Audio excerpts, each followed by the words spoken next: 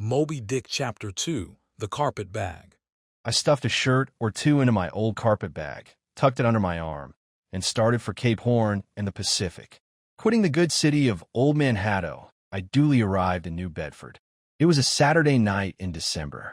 Much was I disappointed upon learning that the little packet for Nantucket had already sailed, and that no way of reaching that place would offer till the following Monday. As most young candidates for the pains and penalties of whaling stop at this same New Bedford, thence to embark on their voyage, it may as well be related that I, for one, had no idea of so doing.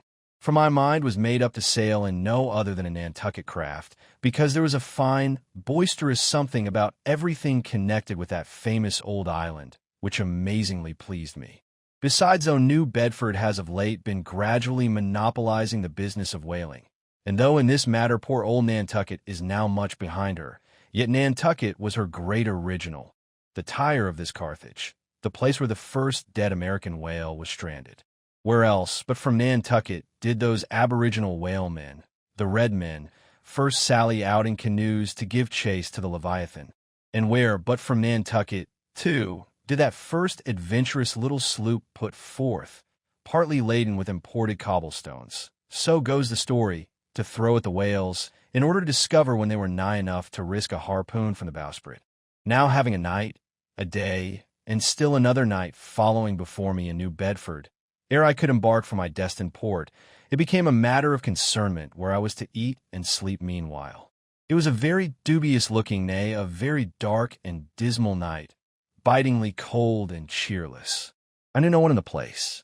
With anxious grapnels I had sounded my pocket, and only brought up a few pieces of silver. So, wherever you go, Ishmael, said I to myself, as I stood in the middle of a dreary street, shouldering my bag, and comparing the gloom towards the north with the darkness towards the south, wherever in your wisdom you may conclude to lodge for the night, my dear Ishmael, be sure to inquire the price, and don't be too particular. With halting steps I paced the streets, and passed the sign of the crossed harpoons, but it looked too expensive and jolly there. Further on, from the bright red windows of the Swordfish Inn, there came such fervent rays that it seemed to have melted the packed snow and ice from before the house, for everywhere else the congealed frost lay 10 inches thick in a hard, asphaltic pavement, rather weary for me, when I struck my foot against the flinty projections, because from hard, remorseless service the soles of my boots were in a most miserable plight. Too expensive and jolly, again thought I, pausing one moment to watch the broad glare in the street and hear the sounds of the tinkling glasses within. But go on, Ishmael, said I at last. Don't you hear? Get away from before the door. Your patched boots are stopping the way. So on I went. I now by instinct followed the streets that took me waterward, for there, doubtless, were the cheapest, if not the cheeriest inns. Such dreary streets, blocks of blackness, not houses on either hand, and here and there a candle, like a candle moving about in a tomb. At this hour of the night, of the last day of the week, that quarter of the town proved all but deserted. But presently I came to a smoky light proceeding from a low, wide building, the door of which stood invitingly open. It had a careless look, as if it were meant for the uses of the public. So, entering, the first thing I did was to stumble over an ash box in the porch. Thought I, as the flying particles almost choked me. Are these ashes from that destroyed city, Gomorrah? But the crossed harpoons and the swordfish, this, then, must needs be the sign of the trap.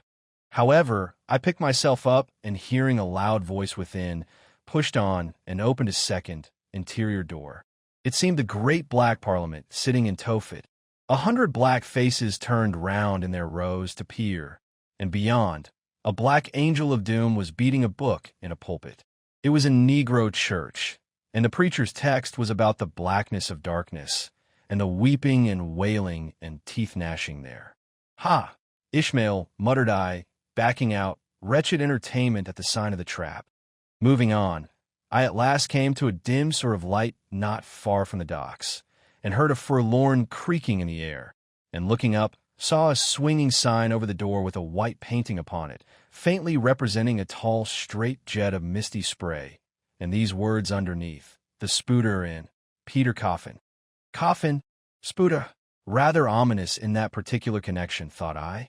But it is a common name in Nantucket, they say, and I suppose this Peter here is an emigrant from there. As the light looked so dim, and the place, for the time, looked quiet enough, and the dilapidated little wooden house itself looked as if it might have been carted here from the ruins of some burnt district, and as the swinging sign had a poverty-stricken sort of creak to it, I thought that here was the very spot for cheap lodgings and the best of pea coffee. It was a queer sort of place, a gable-ended old house, one side palsied as it were, and leaning over sadly. It stood on a sharp, bleak corner, where that tempestuous wind, Euro-laden, kept up a worse howling than ever it did about poor Paul's tossed craft. Euro-laden, nevertheless, is a mighty pleasant zephyr to anyone indoors, with his feet on the hob quietly toasting for bed. In judging of that tempestuous wind called Euro-laden, says an old writer, of whose works I possess the only copy extant, it maketh a marvelous difference, whether thou looks out at it from a glass window where the frost is all on the outside, or whether thou observes it from that sashless window, where the frost is on both sides, and of which the white death is the only glazier. True enough, thought I, as this passage occurred to my mind. Old black letter, thou reasons well. Yes, these eyes are windows, and this body of mine is the house. What a pity they didn't stop up the chinks and the crannies, though, and thrust in a little lint here and there. But it's too late to make any improvements now. The universe is finished. The copestone is on, and the chips were carted off 1,000,000 years ago. Poor Lazarus there, chattering his teeth against the curbstone for his pillow, and shaking off his tatters with his shiverings, he might plug up both ears with rags and put a corn cob in his mouth, and yet that would not keep out the tempestuous Euro-laden.